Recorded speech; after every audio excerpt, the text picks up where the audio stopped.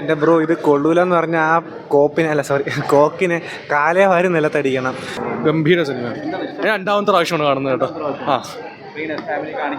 അമ്മേനെ കൊണ്ടുവന്നു. Best movie. Second ടൈമാണ്. Best movie. Classic movie. പക്ഷെ ബെസ്റ്റ് മൂവി. അത് കാണേണ്ടതൊക്കെ ശരിക്കും ആസ്വദിച്ച് കണ്ടാൽ ബെസ്റ്റ് മൂവി. Thank you.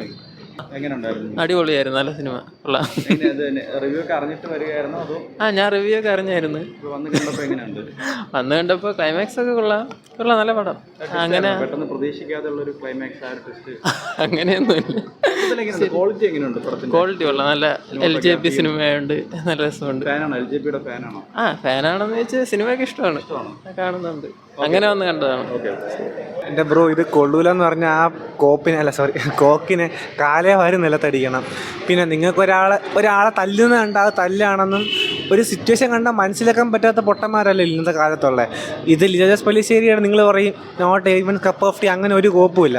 ഒരു അമർ ചിത്രകഥ കാണുന്ന രീതിയിലാണ് സിനിമ എടുത്തേക്കുന്നത്. ഒരു തരി പോലെ എനിക്കൊരു ലാഗോ ബുദ്ധിമുട്ടോ ഫീൽ ചെയ്യുക. കാരണം ഞാനിപ്പോൾ നിങ്ങൾ കാണുന്നത്, ഞാൻ മിക്ക ഫിലിംസ് ഇവിടെ നിന്ന് കാണാറുണ്ട്, കണ്ടിട്ട് കൊള്ളാമെന്ന് പറയാറുണ്ട്.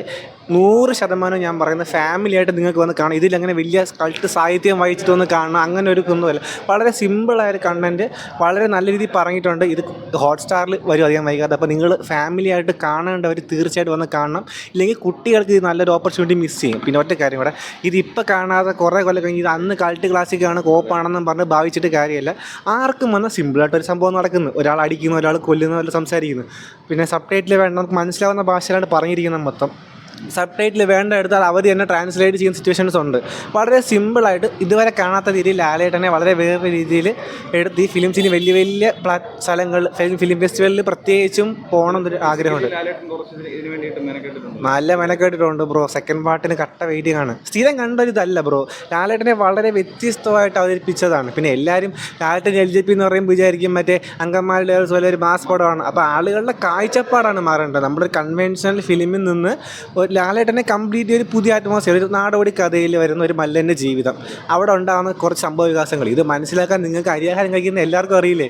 ഇന്നത്തെ ഈ OTT സമയത്ത്, കൊറോണ സമയത്ത് നമ്മൾ ഒരുപാട് ഫിലിംസ് കണ്ടല്ലേ. അപ്പോൾ നമ്മുടെ ആ ഒരു കോമൺ സെൻസ് നമുക്ക് മനസ്സിലാവും ബ്രോ. ഇതിൽ ലാഗല്ല, ഇത് വളരെ പതിങ്ങൊരു മുത്തശ്ശി കഥ പോലെ പോകുന്ന കണ്ടൻറ്റാണ്. അതുകൊണ്ട് എല്ലാവരും ഈ ബ്രോയുടെ ചാനൽ കാണുന്നവരാണെങ്കിലും ഇതിൻ്റെ പുള്ളിയുടെ ഫ്രണ്ട്സ് ആണെങ്കിലും ആരാണെങ്കിലും നിങ്ങൾ മനസ്സിലാക്കേണ്ട ഒരു ഒറ്റ കാര്യം ഞാൻ പറഞ്ഞിട്ട് പോവാണ്. മാലിബൻ ഒരു തിയേറ്റർ വാച്ച് ഫിലിമാണ്. വലിയ ബിഗ് ക്യാൻവാസിൽ കാണുക, മിസ് ചെയ്യരുത്. നല്ല ഫിലിമാണ്. ഇഷ്ടപ്പെട്ടത് എന്താ പറയുക, അതിൻ്റെ ട്രീറ്റ്മെൻറ്റ് തന്നെയാണ്. ടോട്ടലി ഡിഫറെൻ്റ് ആയിട്ടുള്ള സാധനമാണ്. അല്ലല്ലോ ഒന്നല്ല. ഇപ്പോഴേ ടൈം കിട്ടിയ സാറ്റിസ്ഫൈഡ് ആണ്.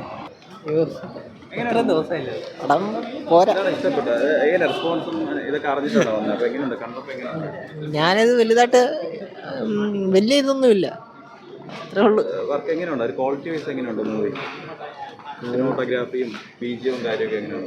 കുഴപ്പം അല്ല, വലിയ ഇതില്ല കേട്ടോ. ഞാൻ മൊത്തം ശോകമായിരുന്നു. എന്തോന്ന് പറയാൻ, ഒരു പ്രത്യേക തരം സിനിമ. സിനിമ കാണണമെന്ന് തോന്നി. ഇത്രയും പാടുപെട്ടെടുത്ത സിനിമയല്ലേ, അതുകൊണ്ടൊന്ന് കാണണമെന്ന്. വലിയ കുഴപ്പമില്ല എന്ന് വേണം പറയാൻ. വളരെ നല്ല രീതിയിൽ അഭിനയിച്ചു. നന്നായിരുന്നു. നമ്പർ 1. ഇത് ആഘോഷിക്കേണ്ട പടമാണ്. ഇത് അത്രയ്ക്ക് ഗംഭീരം.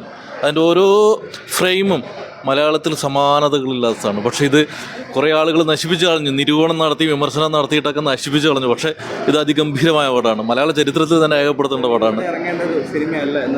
തീർച്ചയായും അന്താരാഷ്ട്ര നിലവാരമുള്ള ഒരു പടമാണ്. ആ ഓഡിയൻസ് എന്ന് പറഞ്ഞാൽ ഇൻ്റലിജൻ്റ് ആയിട്ടുള്ള ഒരു ഓഡിയൻസിനെ മുന്നിൽ അവതരിപ്പിക്കേണ്ട ഒരു പടമാണിത്.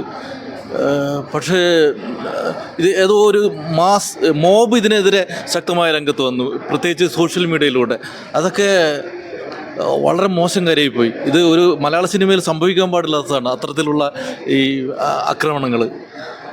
പക്ഷേ നല്ല സിനിമയെ ഇഷ്ടപ്പെടുന്ന ആളുകൾ ഈ സിനിമയെ ആഘോഷിക്കും, യാതൊരു സംശയമില്ല. ഈ രാത്രിയുടെ ഇരുട്ടിനെയും രാത്രിയെയും അതിൻ്റെ ഇരുട്ടിനെയും അതിനിടയിലെ ചെറിയ വെളിച്ചങ്ങളെയൊക്കെ അത്ര ഗംഭീരമായിട്ട് അവതരിപ്പിക്കുന്നുണ്ട്. മഞ്ഞയുടെ ഒരു ആഘോഷം കൂടിയാണ് ഈ പടം. ഇതിലുടനീളം മഞ്ഞയുടെ ഒരു സാന്നിധ്യമുണ്ട്. എന്തു തന്നെയായാലും ഈ പടം കാണാതെ പോകുന്നത് അതൊരു വലിയ നഷ്ടം തന്നെയായിരിക്കും. ആദ്യത്തെ ചില ഫ്രെയിമുകളിൽ ഇദ്ദേഹത്തിൻ്റെ നസ്രുദ്ദീൻ ഷായുടെ ഒരു മിർച്ചി എന്നൊരു പടം ഉണ്ടായിരുന്നു. അതിൻ്റെ ചില സീനുകളോട് സാമ്യത തോന്നുന്നുണ്ടെങ്കിലും അതിൻ്റെ ആ ഗാംഭീര്യമാണ് വിളിച്ച് പറയുന്നത്. ആ ഓരോ ഷോട്ടും പിന്നെ ലോങ് ഷോട്ട് എന്ന് പറയുന്നത് അത് ഇത്രയേറെ പ്രയോജനപ്പെടുത്തിയ മലയാളം സിനിമ വേറെ കാണില്ല. നമ്മൾ ക്ലോസപ്പുകളിൽ അഭിരമിക്കുന്ന ആളുകളാണല്ലോ, പക്ഷേ ഇതങ്ങനെയല്ല. എന്തായാലും ലിജോ ജോസ് പൊള്ളിശ്ശേരി അത്ര ഗംഭീരമായ ഒരു സംഭാവന മലയാള സിനിമക്ക് നൽകിയിരിക്കുന്നു. അതിൽ അദ്ദേഹത്തിന് അഭിമാനിക്കാം. അതുപോലെ മോഹൻലാൽ അദ്ദേഹത്തിൻ്റെ ശരീരത്തിൻ്റെ ആ വഴക്കത്തെ ഏറ്റവും നല്ല രീതിയിൽ ഇതിനെ പ്രയോജനപ്പെടുത്തിയിട്ടുണ്ട്. ഇതിന് ഈ ഒരു കഥാപാത്രത്തെ അവതരിപ്പിക്കാൻ ഒരുപക്ഷെ ഇന്ത്യൻ സിനിമയിലോ ലോക സിനിമയിലോ മോഹൻലാൽ അല്ലാതെ ആ ഒരു ശരീരമല്ലാതെ അതിന് വഴങ്ങുകയില്ല എന്നാണ് ഈ കാഴ്ചയിൽ നിന്ന് മനസ്സിലായത്. താങ്ക്സ്. കുഴപ്പമില്ല, സെക്കൻഡ് പാർട്ട് പ്രതീക്ഷിക്കുന്നു. സിനിമാറ്റോഗ്രാഫി പിന്നെ എല്ലാം നല്ല, വെരി ഗുഡ്, നല്ല. അതെ, നിങ്ങൾ കണ്ടോ? നിങ്ങൾ പടം കണ്ടോ? നിങ്ങൾക്ക് ഇഷ്ടപ്പെട്ടോ? കുഴപ്പമില്ല, എല്ലാവർക്കും ഇഷ്ടപ്പെടും. നല്ല പടം.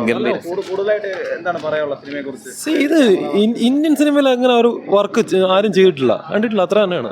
അതിനപ്പുറം കൂടുതലൊന്നും പറയാനില്ല. ഇത് മനസ്സിലാവാതിൽ എന്തായിരിക്കുന്നത്? ഇതിലെല്ലാം മനസ്സിലാവും. നല്ല രീതിയിൽ നിന്ന് കണ്ടാൽ എല്ലാം മനസ്സിലാവും. അത്രേ ഉള്ളൂ. നല്ല പടം.